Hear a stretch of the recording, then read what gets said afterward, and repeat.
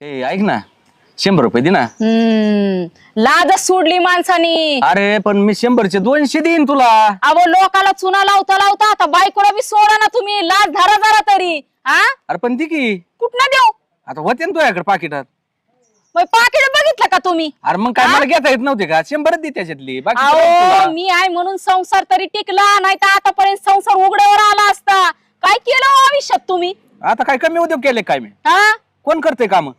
कोण करताय म्हणजे? घर कोण सांभाळतं? अरे घर तू सांभाळती पण बाकीची काम मीच करतोय ना सगळी. हा माहित आहे की किती पैसे कमवता, किती काय करता, कामाला जाता, जुगार खेळता, दारू पिता.